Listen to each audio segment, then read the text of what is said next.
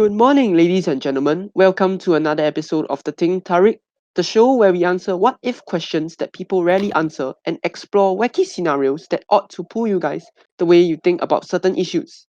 I'm Eric and he's Ben, and we will be your hosts for today. Hello. Today's topic will none other be the Mars, the red planet. Rumors have it that scientists have realized that after a good 7.5 billion years, the Earth may no longer be suitable and feasible to carry any more human life, and there will eventually be a need for future generations to find another planet to reside and live in. Many have thought of Mars as the next best suitable candidate after Earth. However, is Mars really what we expect it to be? Will we be able to adapt to life on Mars? Is Mars really the next best substitute for Earth? Well, that's my question. Over to Ben. Well, okay, I think first of all, Mars has a very different atmosphere from the Earth. So it's going to be hard to adapt to Mars. But if we have the appropriate equipment and if we are capable of terraforming Mars and turn it into a habitable place, then I don't see why not. But the thing about this is that Mars is lacking in many of the natural resources that humans find essential to life, such as breathing air or other resources. But there are also uh, a lot of other resources which are useful to humans, such as like water. Yeah, And scientists found like ice yeah, on Mars as well, right? Yeah. yeah, Yeah. So that's what I yeah. think about Mm-hmm. um, people trying to go to Mars. Yeah. Yeah. No, it's no surprise that you mentioned that there's ice on Mars because the temperature on Mars is an average of about negative 81 degrees, which really I guess isn't that good for humans to live in because like I mean human skin I don't think they can withstand that kind of temperatures. Yeah. So the other Be, thing about yeah, Mars is that besides that the gravity of Mars is 0.37 times that of Earth, which I think will make a rather big difference. I think that if you were to go to Mars, there's also the thing that we need to remember that we will probably need like space suits and Yeah, like stuff to yeah, regulate the temperature yeah, because yeah, yeah, yeah, true. so it's going to cost a lot of money to try and make Mars habitable, and Yes. the question is who is going to be willing to invest. Mhm. And besides that, if you were to look at the composition of the air in Mars, it's actually consists of mostly carbon dioxide with some or little water vapor. Yeah. And the fun fact about Mars is that it has two moons compared to one moon on Earth. Yeah.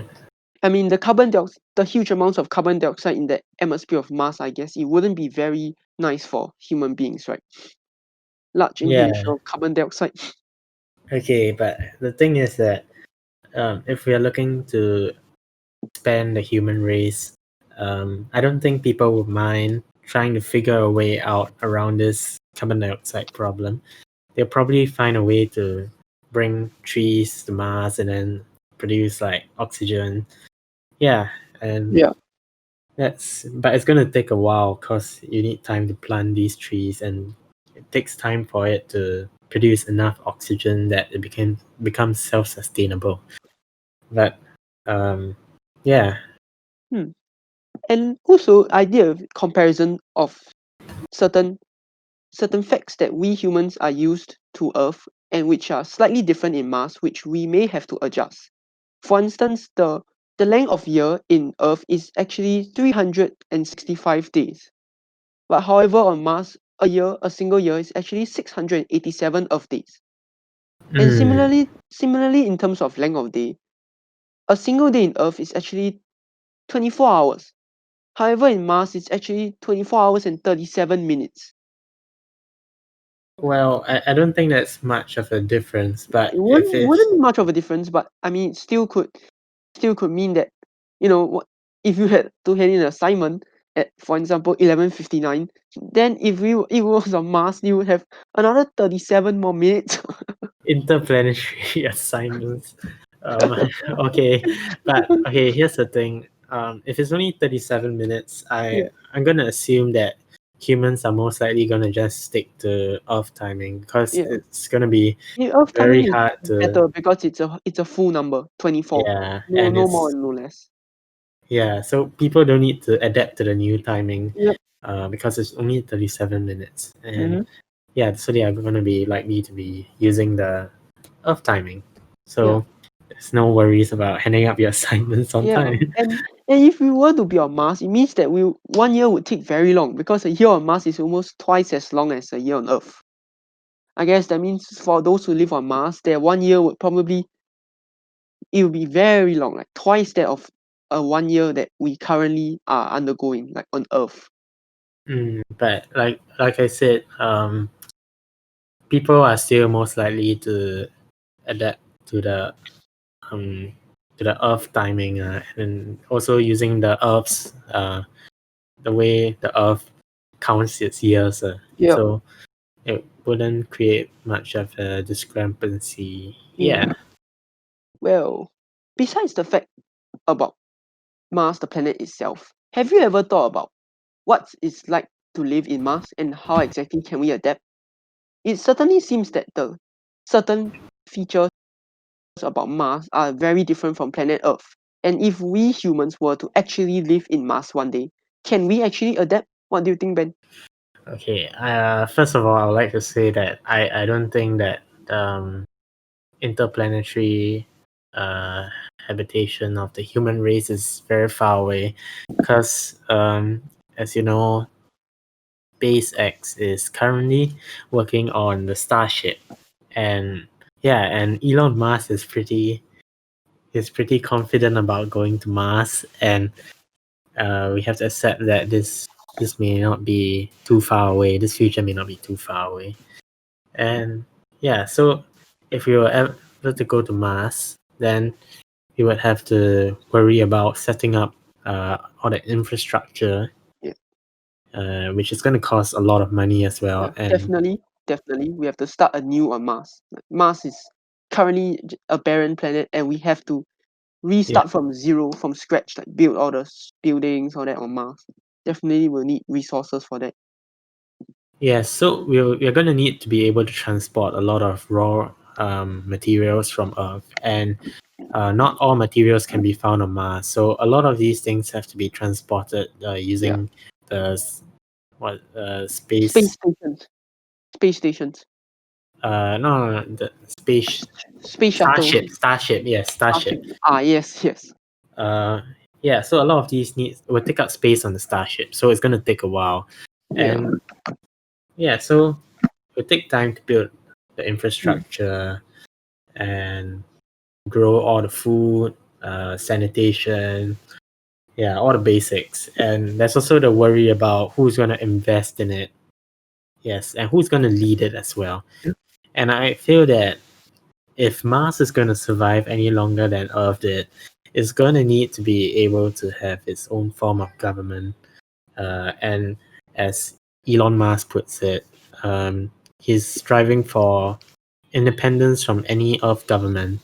So when we have Mars, we'll most likely see it as its own government. And the thing about Mars is that I think it will be a good way to start afresh in terms of governance and politics. You can try Agreed. Mm-hmm. new ways of politics that didn't work on Earth. Yeah. Agreed, because I feel Mars is a fresh start, and whatever didn't work out on Earth, we could always change it and make it better on Mars. Because to to us, I feel maybe in the future, Mars is just a new beginning of what we left behind and trying to change or transform into this new times and new era. Yes, I Well, agree. hmm, I think Mars would just be the stepping stone for interplanetary habitation of the human race. yes. The Maybe it very could be the first. maybe it could be the foundation, the stepping stones or the building blocks to a brand new government. Yeah, the funny thing about Mars is that some scientists or astronauts they have been on the moon and they have reported sightings of other kinds of life forms that are already currently residing on Mars. Even though there's no solid proof to back their claims, some people are still skeptical about whether the existence of these other life forms on Mars are true. So my question is, have there really been any signs of life on Mars? Well, okay, this topic is really up for debate, but I think there's life on Mars. There is, but it's not intelligent life. It's more likely like those kind of bacteria, yeah, that kind of life, microorganisms. But do you think that we humans can learn to coexist with it, or we could use it as a resource, or turn it into some sort of something that we Okay, could use? uh, well, in the very unlikely case that it's an intelligent life form, then of course we can't just use them as a resource. Yeah. We'll have to learn to work with them to our benefit. But if it's microorganisms, I have no doubt that humans would find a way to make it useful to themselves. Yeah, because that's the way of human life. Humans always find a way to benefit themselves from whatever they have. See, yes, we even have good bacteria that helps us. So yeah. Well, well, earlier on you mentioned about the space suits. If we were to go to Mars, like space suits is a method to travel. Well, besides the space suits, do you think there's other easier ways to get around on Mars? Like for example, rovers. Okay, I have no doubt that there's gonna be Mars rovers, but the question should be, what is gonna be used as a more efficient way of transport after the rovers? Because um, Mars, having the rovers there alone is not much different from Earth, and eventually, uh, it's not going to be able to sustain the level of speed you want. So, what I think is a good idea for Mars to implement would be to use the Hyperloop. The Hyperloop is currently an experimental technology being developed by Hyperloop One, I think. Um, it's an idea that Elon Musk has also banked for, and it's capable of sustaining very high speeds. And I feel that if we implement this Hyperloop system onto Mars, it will be a very interesting way for people and cargo to be transported within Mars outposts and developments on Mars as well. Yeah. Well, even though Mars sounds like quite an ideal place, but there's one big problem on Mars. Like there's no oxygen or water. It can be solved as there are ices and vapor bound in the rocks on Mars. But the problem is to process and refine the oxygen and water present. How would it be done? I know Okay. that there's a process called like in situ resource utilization, and it's under study, and it's trying to sustain the matter into being able to refine it to be suitable for consumption or use. Well, like everything else that is regarding to the survivability of the human race on Mars, I shall leave that to the scientists and the engineers because I have no idea what's gonna happen and how they're gonna do it. Yeah. So yeah. So if you're an engineer or if you're a scientist, maybe next time you can even go to Mars. They probably need you. Yeah. Well, some people have also chosen to focus Mars as moon rather than Mars, since there are a lot of similarities between these two planets, Moon and Mars. And the Moon is just three days away. Like, do you think the Moon would be a good training ground?